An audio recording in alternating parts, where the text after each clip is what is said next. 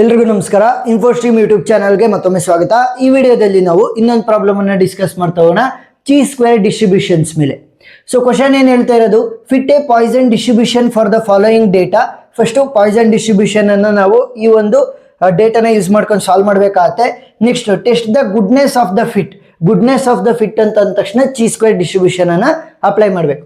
So chi ಸ್ಕ್ವೇರ್ದು standard value ಕೊಟ್ಟಿದ್ದಾರೆ 7.81 for 3 degree of freedom. So ಇದು ವೆರಿ ಇಂಪಾರ್ಟೆಂಟ್, ನೀಟಾಗಿ ನೋಡ್ಕೋಬೇಕು, ಯಾಕೆ ಅಂತ ನಾನು ಹೇಳ್ಕೊಡ್ತಾ ಹೋಗ್ತೀನಿ, ಸರಿನಾ? ಎಸ್. ಸೊ ಇಲ್ಲಿ ಪ್ರಾಬ್ಲಮ್ ಅನ್ನ ಸಾಲ್ವ್ ಮಾಡ್ಬೇಕಾದ್ರೆ ಸೊಲ್ಯೂಷನ್ ಪ್ರಾಬ್ಲಮ್ ಸಾಲ್ವ್ ಮಾಡೋಕ್ಕಿಂತ ಮುಂಚೆ ಒಂದು 3 ವ್ಯಾಲ್ಯೂಗಳನ್ನ ನಾನು ಹೇಳ್ತಾ ಹೋಗ್ತೀನಿ. ನೋಡಿ, ಇಲ್ಲಿ ಚಿ ಸ್ಕ್ವೇರ್ ವ್ಯಾಲ್ಯೂ ಫಾರ್ 0.05 ಅಂತ ಕೊಟ್ಟಿದ್ದಾರೆ. ಸೊ 0.05 ಅಂತಂದ್ರೆ 5% ಸಿಗ್ನಿಫಿಕೆಂಟ್ ಲೆವೆಲ್ ಅಂತ ಗೊತ್ತಾಯ್ತಾ? ಯಾಕೆಂತಂದ್ರೆ ನೋಡಿ, ಇಲ್ಲಿ 5% ಅನ್ನ ನಾವು 5 ಡಿವೈಡೆಡ್ ಬೈ 100 ಅಂತ ಬರೀಬೋದಾ? 5 ಡಿವೈಡೆಡ್ ಬೈ 100 ಅಂದ್ರೇನು? 0.05. ಸೊ 5% ಬದಲು ಅವ್ರು ಏನ್ ಮಾಡಿದ್ದಾರೆ, 0.05 ಅಂತ ಕೊಟ್ಟಿದ್ದಾರೆ. ಎಸ್.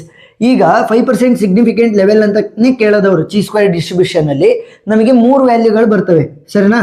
ಸ್ಟ್ಯಾಂಡರ್ಡ್ ಚಿ ಸ್ಕ್ವೇರ್ ವ್ಯಾಲ್ಯೂಸ್ ನಮಗೆ 3 ಬರ್ತವೆ.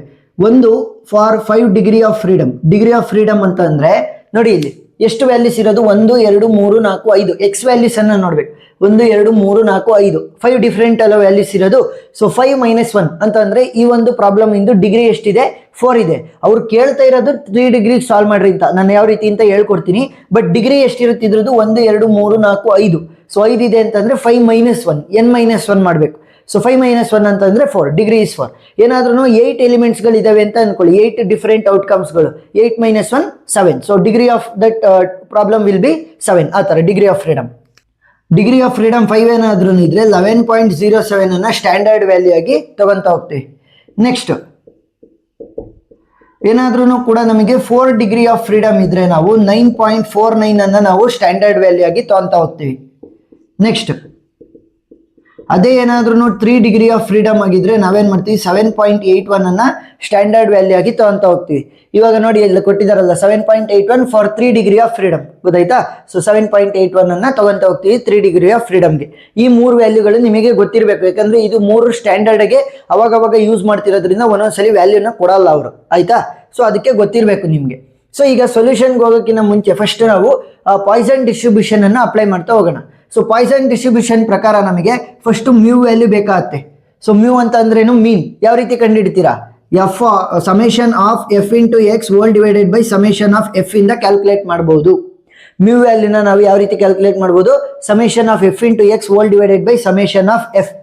ಸೊ ಇವಾಗ summation of f into x ಅಂತಂದ್ರೆ 122 ಇಂಟು 0 ಏನಾಯ್ತು? 0 ಪ್ಲಸ್ 60 ಇಂಟು 1 ಏನಾಗುತ್ತೆ? 60 ಪ್ಲಸ್ 15 ಇಂಟು 2 ಏನಾಯ್ತು? 30 ಪ್ಲಸ್ 2 ಇಂಟು 3 ಏನಾಯ್ತು? 6 ಪ್ಲಸ್ 1 ಇಂಟು 4 ಏನಾಯ್ತು? 4. ಈ ತರ, ಸರಿನಾ?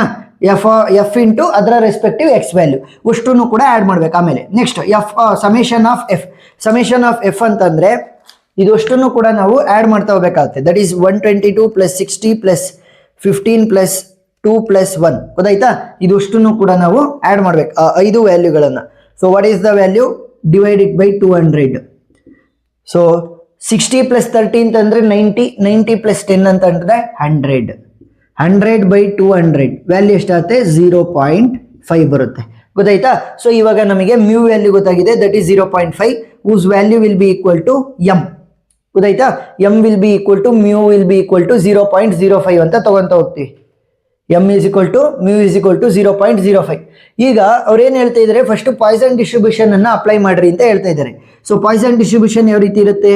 P of x will be equal to m power x into e power minus m whole divided by x factorial. ಗೊತ್ತಾಯ್ತಾ? ಫಾರ್ಮುಲಾ ಏನು? M power x into e power minus m whole divided by x factorial. ಇಲ್ಲಿ ನನಗೆ x ವ್ಯಾಲ್ಯೂಗಳು change ಆಗ್ತಾ ಇರ್ತವೆ, but m value ನನಗೆ already ಗೊತ್ತಿದೆ. whose value will be equal to mu value. What is the value? 0.5. So 0.5 whole power x into e power minus 0.5 whole divided by x factorial. So simplified value. ಇಲ್ಲಿ x ಜಾಗಕ್ಕೆ ವ್ಯಾಲ್ಯೂಗಳನ್ನು change ಮಾಡ್ತಾ ಹೋದಾಗ ನಮಗೆ ಹೊಸ frequency ವ್ಯಾಲ್ಯೂಗಳು ಸಿಗ್ತಾ ಹೋಗ್ತವೆ. ಈಗ ನಾವೇನ್ ಮಾಡಬೇಕು ಅಂತಂದ್ರೆ ನಮಗೆ ಪ್ರೊಬ್ಯಾಬಿಲಿಟಿನ ಕೇಳಿಲ್ಲ, ಫ್ರೀಕ್ವೆನ್ಸಿ ಬೇಕು. ಫ್ರೀಕ್ವೆನ್ಸಿ ಅಂತಂದ್ರೆ ಇದು ಒಂಥರ ಅಬ್ಸರ್ವ್ಡ್ ವ್ಯಾಲ್ಯೂಸ್ ಇದ್ದಂಗೆ ಫ್ರೀಕ್ವೆನ್ಸಿಗಳು. ಇವೆಲ್ಲ ಅಬ್ಸರ್ವ್ಡ್ ಫ್ರೀಕ್ವೆನ್ಸಿ ವ್ಯಾಲ್ಯೂಸ್ಗಳು. ನಾವು ಎಕ್ಸ್ಪೆಕ್ಟೆಡ್ ಫ್ರೀಕ್ವೆನ್ಸಿ ವ್ಯಾಲ್ಯೂಗಳನ್ನ ಕ್ಯಾಲ್ಕುಲೇಟ್ ಮಾಡಬೇಕಾಗುತ್ತೆ. So f of x will be equal to n into p of x. f of x will be equal to n into p of x. So f of x ಅನ್ನ ಬರ್ಕೊಳ್ಳಿ, which will be equal to p of x. So p of x ಏನಿರೋದು 0.5 whole power x into e power minus 0.5 whole divided by x factorial. ಹಾಗಾದ್ರೆ ಈ n ಜಾಗಕ್ಕೆ ಏನನ್ನ ಹಾಕ್ಬೇಕು? n ಜಾಗಕ್ಕೆ simple, ಇಲ್ಲಿ ಫ್ರೀಕ್ವೆನ್ಸಿಗಳನ್ನ add ಮಾಡಿರ್ತೀವಲ್ಲ, ಸೊ ಅದೇನ್ ವ್ಯಾಲ್ಯೂ ಬಂತು? 200. ನೋಡಿ, 122 ಪ್ಲಸ್ 60 ಪ್ಲಸ್ 15 ಪ್ಲಸ್ 2 ಪ್ಲಸ್ 1 ಎಷ್ಟು ವ್ಯಾಲ್ಯೂ? 200. ಒಂದೊಂದ್ಸಲಿ ಅವರೇ ಕೊಟ್ಟಿರ್ತಾರೆ, ಕೊಟ್ಟಿಲ್ಲ ಅಂತಂದ್ರೆ ಈ ಫ್ರೀಕ್ವೆನ್ಸಿಗಳನ್ನ ಆಡ್ ಮಾಡ್ಕೊಳ್ಳಿ. ಎಷ್ಟು ಬಂತು? 200 ಬರುತ್ತೆ. ಸೊ ಆ 200 ಅನ್ನ ನಾನು ಇಲ್ಲಿ ಮಲ್ಟಿಪ್ಲೈ ಮಾಡಬೇಕು, ಗೊತ್ತಾಯ್ತಾ? ಸೊ n ವ್ಯಾಲ್ಯೂ ಏನು? 200 ಇಂಟು ಪಿ ಆಫ್ ಎಕ್ಸ್ ವ್ಯಾಲ್ಯೂನ ಬರೆದ್ರೆ ಇಲ್ಲಿ ನಮಗೆ ಅಬ್ಸರ್ವ್ಡ್ ಫ್ರೀಕ್ವೆನ್ಸಿ ವ್ಯಾಲ್ಯೂಸ್ಗಳು ಬಂದಿದ್ದಾವೆ. ಇದು ನನಗೆ ಎಕ್ಸ್ಪೆಕ್ಟೆಡ್ ಫ್ರೀಕ್ವೆನ್ಸಿ ವ್ಯಾಲ್ಯೂಗಳನ್ನ ಕೊಡ್ತಾ ಹೋಗುತ್ತೆ.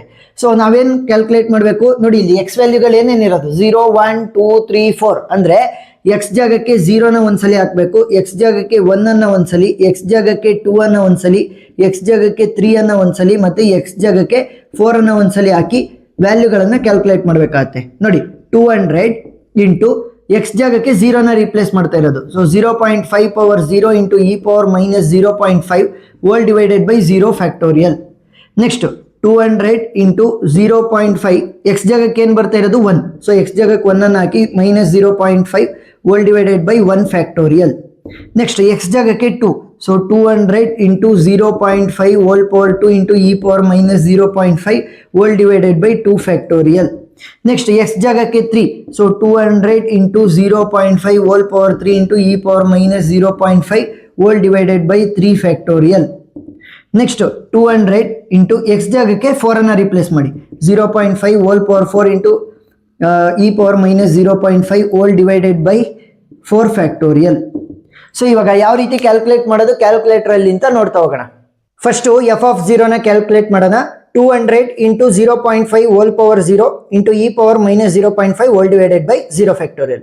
ಫಸ್ಟ್ ಬ್ರಾಕೆಟ್ ಒಳಗಡೆ ಇರೋದನ್ನ ಕ್ಯಾಲ್ಕುಲೇಟ್ ಮಾಡ್ಕೊಳ್ಳಿ. ಯಾವ ರೀತಿ? 0.5 whole power 0 into e power minus 0.5 ಬರೆಸ್ಬೇಕು. ಯಾವ ರೀತಿ? ಸಿಂಪಲ್, ಶಿಫ್ಟ್ ಲ್ಯಾನ್, ಗೊತ್ತಾಯ್ತಾ? ಶಿಫ್ಟ್ ಒತ್ತಿ ಆಮೇಲೆ ಲ್ಯಾನ್ ಅನ್ನ ಒತ್ತಿದ್ರೆ ನಮಗೆ ಇ ಬರುತ್ತೆ. ಓಪನ್ ಬ್ರಾಕೆಟು, ಈ ಮೈನಸ್ ತರ ಇದೆಯಲ್ಲ ಸಿಂಬಲು, ಅದನ್ನ ಪ್ರೆಸ್ ಮಾಡಿ 0.5 close the bracket, divide symbol ಅನ್ನ ಹಾಕ್ಬಿಟ್ಟು ಸೊ ಫ್ಯಾಕ್ಟೋರಿಯಲ್ ಬರೆಸ್ಬೇಕು. 0 ಫ್ಯಾಕ್ಟೋರಿಯಲ್ ಯಾವ ರೀತಿ? 0 shift x inverse. So shift ಅನ್ನ ಪ್ರೆಸ್ ಮಾಡಿ ಆಮೇಲೆ ಎಕ್ಸ್ ಇನ್ವರ್ಸ್ ಅನ್ನ ಪ್ರೆಸ್ ಮಾಡಿ. ಸೊ 0 ಫ್ಯಾಕ್ಟೋರಿಯಲ್ ಬಂತು. ಈಸ್ ಈಕ್ವಲ್ ಟು ಹೊಡೆದ್ರೆ ವ್ಯಾಲ್ಯೂ ಬರುತ್ತೆ. ಇಂಟು 200 ಕ್ಯಾಲ್ಕುಲೇಟ್ ಮಾಡಿರಲಿಲ್ಲ, ಸೊ ಇಂಟು 200 ಮಾಡಿ. ವ್ಯಾಲ್ಯೂ ಎಷ್ಟು ಬಂತು? 121.306. So 121.306 which is almost equal to 121. ಸರಿನಾ? ಸೊ ಇದನ್ನ 306 ಅಂತ ಓದ್ಕೊಳ್ಳಿ. ಸೊ 306 ಈಸ್ ಲೆಸ್ ದೆನ್ 500 ಅಲ್ವಾ? ಸೊ 500ಕ್ಕಿಂತ ಕಡಿಮೆ ಇದೆ. ಸೊ ಅದಕ್ಕೋಸ್ಕರ 121 ಅಂತ ಬರೆದಿದ್ದೀನಿ ಅಷ್ಟೇ, ಸಿಂಪಲ್. ನೆಕ್ಸ್ಟ್ ಕ್ಯಾಲ್ಕುಲೇಟ್ ಮಾಡ್ತಾ ಹೋಗೋಣ, ಈಸಿಯಾಗಿ ಗೊತ್ತಾಗುತ್ತೆ. 0.5 whole power 1, 0.5 whole power 1 into E ಅನ್ನ ಬರೆಸ್ಬೇಕು. ಇ ಪವರ್ ಮೈನಸ್ 0.5 ಅಲ್ವಾ? ಸೊ ಅದಕ್ಕೋಸ್ಕರ ಈ ಬರ್ಸೋದಕ್ಕೇನು? ಶಿಫ್ಟ್ ಹೊಡೆದು ಆಮೇಲೆ ಲ್ಯಾನ್ ಹೊಡಿಬೇಕು. Shift next LAN. ಸೊ ಈ ಬಂತ, ಓಪನ್ ಬ್ರಾಕೆಟು, ಈ ಮೈನಸ್ ತರ ಸಿಂಬಲ್ ಅನ್ನು ಒತ್ತಿ 0.5 ಒತ್ತಿ ಆಮೇಲೆ close the bracket. Next division symbol ಅನ್ನ ಹಾಕಬೇಕು. 1 ಫ್ಯಾಕ್ಟೋರಿಯಲ್ ಇರೋದು. ಸೊ 1 ಅನ್ನ ಪ್ರೆಸ್ ಮಾಡಿ. ಫ್ಯಾಕ್ಟೋರಿಯಲ್ ಯಾವ ರೀತಿ? ಶಿಫ್ಟ್ ಪ್ರೆಸ್ ಮಾಡಿ ಆಮೇಲೆ ಎಕ್ಸ್ ಇನ್ವರ್ಸ್ ಅನ್ನ ಪ್ರೆಸ್ ಮಾಡಿದ್ರೆ ಫ್ಯಾಕ್ಟೋರಿಯಲ್ ಬಂತು. ಈಸ್ ಈಕ್ವಲ್ ಟು ನ ಹೊಡಿರಿ, ಇಂಟು 200. ವ್ಯಾಲ್ಯೂ ಎಷ್ಟು ಬರುತ್ತೆ? 60.65 ಅಂತ ಬರುತ್ತೆ. 60.653 3 ಡಿಜಿಟ್ ಅನ್ನ ಬರ್ಕೊಳ್ಳಿ ಡೆಸಿಮಲ್ ಆದ್ಮೇಲೆ. ಸೊ ಇದನ್ನ ಓದಿ 653. So which is greater than 500 ಅಲ್ವಾ? ಸೊ ಅದಕ್ಕೋಸ್ಕರ ಏನಂತ ಬರೀಬಹುದು? 61 ಅಂತ ಬರೀಬಹುದು, ಸಿಂಪಲ್. ನೆಕ್ಸ್ಟ್ ಹೋಗೋಣ. 0.5 whole power 2, 0.5 whole power 2 into e power minus 0.5. So ಈ ಬರ್ಸೋದು ಯಾವ ರೀತಿ? ಶಿಫ್ಟು ಲ್ಯಾನ್ ಅನ್ನು ಒತ್ತಿದ್ರೆ ಇ ಬಂತು. ಓಪನ್ ಬ್ರಾಕೆಟ್, ಈ ಮೈನಸ್ ತರ symbol 0.5 close the bracket, division symbol 2 factorial. So 2 shift x inverse ಅನ್ನು ಒತ್ತಿದ್ರೆ 2 ಫ್ಯಾಕ್ಟೋರಿಯಲ್ ಬಂತು. ಈಸ್ ಈಕ್ವಲ್ ಟು ನಾವು ಹೊಡಿರಿ, ಇಂಟು 200. ವ್ಯಾಲ್ಯೂ ಎಷ್ಟು ಬರುತ್ತೆ ನಮಗೆ? 15.163. 15.163. ಸೊ ಡೆಸಿಮಲ್ ಬಿಟ್ಟು ಮಾಮೂಲಿ ಹೋದ್ರಿ 163. ಸೊ ಅದು 500ಕ್ಕಿಂತ ಕಡಿಮೆ ಇದೆ ಅಲ್ವಾ? ಸೊ 15 ಅಂತಾನೆ ಬರೀರಿ. ನೆಕ್ಸ್ಟ್ ಇಲ್ಲಿ 0.5 ಹೋಲ್ ಪವರ್ 3 ಇಂಟು ಇ ಬರೆಸ್ಬೇಕು. ಯಾವ ರೀತಿ? ಶಿಫ್ಟು ಲ್ಯಾನ್, ಇ ಬಂತು. Open bracket minus 0.5 close bracket, division 3 factorial. So 3 shift x inverse ಹೊಡೆದ್ರೆ 3 ಫ್ಯಾಕ್ಟೋರಿಯಲ್ ಬಂತು ಈಸ್ ಈಕ್ವಲ್ ಟು ಹೊಡಿರಿ ಇಂಟು 200. ವ್ಯಾಲ್ಯೂ ಎಷ್ಟು ಬರುತ್ತೆ? 2.527. ಡೆಸಿಮಲ್ ಬಿಟ್ಟು ಮಾಮೂಲಿ ಹೋದ್ರಿ 527. So which is greater than 500 ಅಲ್ವಾ? ಸೊ ಅದಕ್ಕೋಸ್ಕರ 3 ಅಂತ ಬರೀಬೇಕು. Next 0.5 whole power 4, 0.5 whole power 4 into e power minus 0.5. So shift ln ಹೊಡೆದ್ರೆ ಇ ಬರುತ್ತೆ. Next open bracket minus 0.5 close the bracket division symbol 4 factorial. So 4 shift x inverse is equal to ನೋಡಿರಿ value ಎಷ್ಟು ಬಂತು? 1.579 ಅಂತ ಎಲ್ಲ ಬಂತು into 200. Value ಎಷ್ಟಾಯಿತು ನಮಗೆ? 0.315 which is almost equal to ನೋಡಿ ಇಲ್ಲಿ 315 ವಿಚ್ ಈಸ್ ಲೆಸ್ ದೆನ್ 500 ಅಲ್ವಾ? ಸೊ ಅದಕ್ಕೋಸ್ಕರ 0 ಅಂತ ಬರಿಬೇಕಾಗುತ್ತೆ. ಈಗ ನೋಡಿ ಇಲ್ಲಿ ಈ ಎಫ್ ಆಫ್ ಝೀರೋಸ್ 1 2 3 4 ಬಂದಿದಾವಲ್ಲ ಫ್ರೀಕ್ವೆನ್ಸೀಸು, ಇದೆಲ್ಲ ಅಬ್ಸರ್ವ್ಡ್, ಇದು ಎಕ್ಸ್ಪೆಕ್ಟೆಡ್ ಫ್ರೀಕ್ವೆನ್ಸೀಸು. ಸೊ ಇದಷ್ಟನ್ನು ಆಡ್ ಮಾಡಿದ್ರು ಕೂಡ ನಮಗೆ ಟೋಟಲ್ ಏನ್ ಬರಬೇಕು? 200 ಬರಬೇಕು. ಇಲ್ಲಿ ಯಾವ ರೀತಿ ಫ್ರೀಕ್ವೆನ್ಸಿಗಳನ್ನ ಆಡ್ ಮಾಡಿದಾಗ 200 ಬಂತು, ಇಲ್ಲೂ ಕೂಡ ಆಡ್ ಮಾಡಿದಾಗ 200 ಬರಬೇಕು. 121 ಪ್ಲಸ್ 61 ಅಂದ್ರೆ 182, 182 ಪ್ಲಸ್ 15 ಅಂತ ಅಂದ್ರೆ 197, 197 ಪ್ಲಸ್ 3 ಅಂತ ಅಂದ್ರೆ 200, 200 ಪ್ಲಸ್ 0 ಇಸ್ 200. ಸೊ ಇಲ್ಲಿ ಕರೆಕ್ಟ್ ಆಗಿ ನಾವು ಆಡ್ ಮಾಡಿದಾಗ 200 ಬಂದಿದೆ ಅಂತಂದ್ರೆ ಆನ್ಸರ್ ಕರೆಕ್ಟ್ ಇದೆ ಅಂತ ಅರ್ಥ. ಸೊ ಇವಾಗ ಇದನ್ನ ಸ್ಕ್ರೀನ್ ಶಾಟ್ ತಕೊಳ್ಳಿ, ನಾನು ಮುಂದೆ ಪ್ರೊಸೀಡ್ ಆಗ್ತಾ ಹೋಗ್ತೀನಿ. ಯಾವ ರೀತಿ ನಾವು ಗುಡ್ನೆಸ್ ಆಫ್ ದ ಫಿಟ್ ಅಂತಂದ್ರೆ ಚಿ ಸ್ಕ್ವೇರ್ ಡಿಸ್ಟ್ರಿಬ್ಯೂಷನ್ ಅನ್ನ ಇಲ್ಲಿ ಅಪ್ಲೈ ಮಾಡಬಹುದು ಅಂತ ಹೇಳ್ಕೊಡ್ತೀನಿ. ಈಗ ನೋಡಿ ಚಿ ಸ್ಕ್ವೇರ್ ಡಿಸ್ಟ್ರಿಬ್ಯೂಷನ್ ಅನ್ನ ಅಪ್ಲೈ ಮಾಡ್ತಾ ಹೋಗೋಣ. Very simple. ನಾನು ಅವಾಗಲೇ ಹೇಳಿದೆ ಇದು ಅಬ್ಸರ್ವ್ಡ್ ಫ್ರೀಕ್ವೆನ್ಸಿ. ಈಗ ನಾವು ಹೊಸದಾಗಿ ಜನರೇಟ್ ಮಾಡುವಂತದ್ದು ಎಕ್ಸ್ಪೆಕ್ಟೆಡ್ ಫ್ರೀಕ್ವೆನ್ಸಿ ಅಂತ. ಸೊ ಅಬ್ಸರ್ವ್ಡ್ ಫ್ರೀಕ್ವೆನ್ಸಿನ OI ಇಂದ ರೆಪ್ರೆಸೆಂಟ್ ಮಾಡ್ತೀನಿ, ಎಕ್ಸ್ಪೆಕ್ಟೆಡ್ ಫ್ರೀಕ್ವೆನ್ಸಿಯನ್ನ EI ಇಂದ ರೆಪ್ರೆಸೆಂಟ್ ಮಾಡ್ತೀನಿ. ನೆಕ್ಸ್ಟ್ OI ಮೈನಸ್ EI ಅಂತಂದ್ರೆ observed minus expected frequency whole square ಅನ್ನ ಕ್ಯಾಲ್ಕುಲೇಟ್ ಮಾಡಬೇಕಾಗತ್ತೆ. Next observed minus expected frequency hole square whole divided by expected frequency value ಅನ್ನ calculate ಮಾಡಬೇಕಾಗತ್ತೆ. ಗೊತ್ತಾಯ್ತಾ? ನೀಟಾಗಿ ನೋಡ್ಕೊಳ್ಳಿ.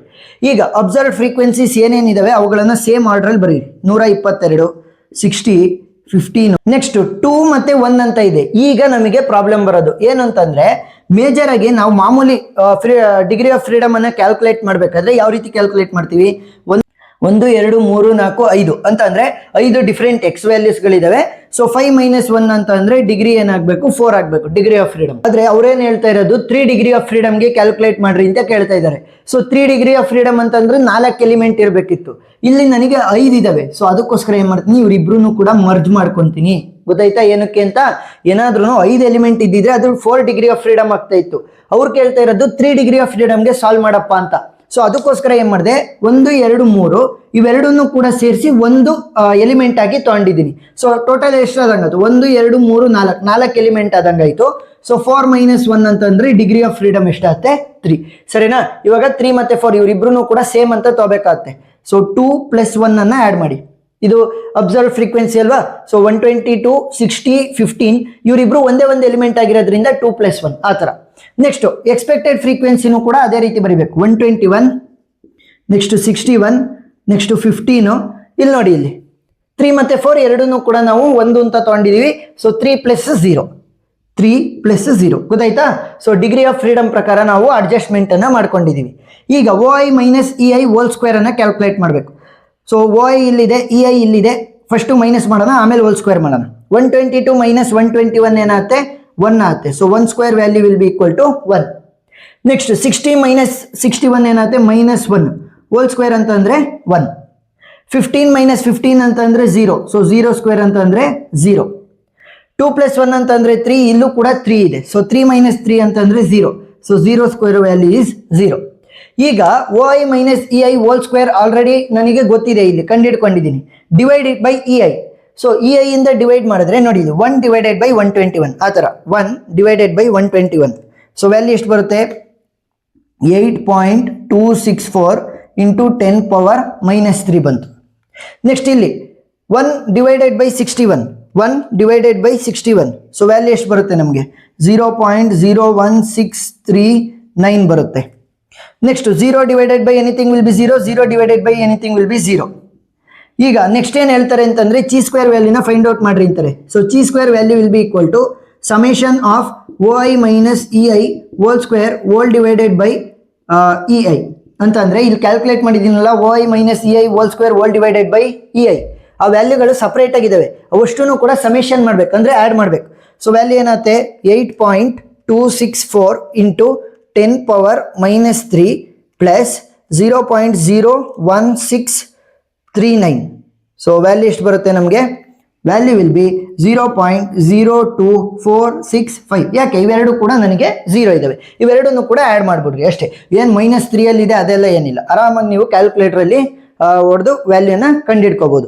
ಸೊ 0.02465 ಸಾಕು. ಈಗ ಏನು ಮಾಡಬೇಕು ಅಂತಂದರೆ ನಮಗೆ ಸ್ಟ್ಯಾಂಡರ್ಡ್ ವ್ಯಾಲ್ಯೂ ಗೊತ್ತಿದೆ ಅಲ್ವಾ? 3 ಡಿಗ್ರಿ ಆಫ್ ಫ್ರೀಡಮ್ ಅಂತ ಕೊಟ್ಬಿಟ್ಟು ಸ್ಟ್ಯಾಂಡರ್ಡ್ ವ್ಯಾಲ್ಯೂ ಕೊಟ್ಟಿದ್ದಾರೆ 7.815. ನಾನು ಆಲ್ರೆಡಿ ಹೇಳಿದ್ದೀನಿ ಯಾವ ರೀತಿ ಕ್ಯಾಲ್ಕುಲೇಟ್ ಮಾಡೋದು. 81 ಸಾಕು, ಆದ್ರೂ ಕೊಟ್ಟಿದ್ದಾರೆ, ಏನಾಗಲ್ಲ. ಸೊ ಈಗ ಏನು ಮಾಡಬೇಕು, ನನಗೆ ಜನರೇಟ್ ಆಗಿರುವಂಥ ಚಿ ಸ್ಕ್ವೇರ್ ವ್ಯಾಲ್ಯೂ ವಿಚ್ ಇಸ್ 0.02465 ಅನ್ನು ನಮಗೆ ಸ್ಟ್ಯಾಂಡರ್ಡ್ ವ್ಯಾಲ್ಯೂ ಏನಿದೆ 7.815 ಅದರ ಜೊತೆ ಕಂಪೇರ್ ಮಾಡ್ತೀನಿ. ಏನಾದ್ರೂ ಕೂಡ ಚಿ ಸ್ಕ್ವೇರ್ ವ್ಯಾಲ್ಯೂ ನನಗೆ ಜನರೇಟ್ ಆಗಿರೋದು is less then the standard value ಅಂದರೆ ಈ ಒಂದು ಹೈಪೋಥಿಸಿಸ್ ನನಗೆ ಅಕ್ಸೆಪ್ಟ್ ಆಗ್ತಾ ಇದೆ ಅಂತ ಅರ್ಥ. ಗೊತ್ತಾಯ್ತಾ? ಈ ಒಂದು ಹೈಪೋಥಿಸಿಸ್ ಅಕ್ಸೆಪ್ಟ್ ಆಗ್ತಾ ಇದೆ. ಹೈಪೋಥಿಸಿಸ್ ಅಕ್ಸೆಪ್ಟ್ ಆಗ್ತಾ ಇದೆ ಅಂತಂದ್ರೆ ಗುಡ್ನೆಸ್ ಆಫ್ ಫಿಟ್ ಅನ್ನ ನಾವು ಇವಾಗ ವೆರಿಫೈ ಮಾಡಿದೀವಿ ಅಂತ ಅರ್ಥ. ಗೊತ್ತಾಯ್ತಾ? ಗುಡ್ನೆಸ್ ಆಫ್ ಫಿಟ್ ವೆರಿಫೈ ಅನ್ನ ಮಾಡಿದೀವಿ ಅಂತ. ಏನಾದ್ರೂ ಕೂಡ ನಮಗೆ ಜನರೇಟ್ ಆಗ್ತಿರುವಂತ value greater than the standard value ಆಗಿದ್ರೆ, ಜನರೇಟ್ ಆಗಿರುವಂತ chi square value greater than the standard value ಆಗಿದ್ರೆ ಈ ಒಂದು ಹೈಪೋಥಿಸಿಸ್ ರಿಜೆಕ್ಟ್ ಆಗುತ್ತೆ. ಇದು ಫಿಟ್ ಇಲ್ಲ ಅಂತ ನಾವು ಬರೀಬಹುದು. ಗೊತ್ತಾಯ್ತಾ? ಇದು ಫಿಟ್ ಇಲ್ಲ ಅಂತ ಬರೀಬಹುದು. ನೋಡಿ, ಕಂಪೇರ್ ಮಾಡಿ. 0.02465 is less than 7.815 ಅಲ್ವಾ? So yes. ಸೊ ಏನಂತ ಬರೀಬಹುದು? Since the chi square value is less than 7.815 the hypothesis is accepted. The hypothesis is accepted and is fit ಅಂತ ಬರೀರಿ. and is fit at 5% level of significance. 5% level of significance. ಸರಿನಾ? ಇಷ್ಟು ಬರೋದ್ರೆ ಸಾಕು, ನಿಮಗೆ full on full marks ಸಿಗ್ತಾ ಹೋಗುತ್ತೆ. So ಇದನ್ನ screenshot ತಕ್ಕೊಂತ್ರಿ, ನಾನು ಸೈಡ್ಗೆ ಹೋಗ್ತೀನಿ. ಏನೇ ಡೌಟ್ ಇದ್ರೂ ಕೂಡ ಕಮೆಂಟ್ ಸೆಕ್ಷನ್ ಅಲ್ಲಿ ತಿಳಿಸಿ, ನಾನು ಕ್ಲಾರಿಫೈ ಮಾಡ್ತೀನಿ. ವಿಡಿಯೋ ಇಷ್ಟ ಆಗಿದ್ರೆ ಸಬ್ಸ್ಕ್ರೈಬ್ ಆಗೋದನ್ನ ಮರಿಬೇಡಿ. Thank you for watching.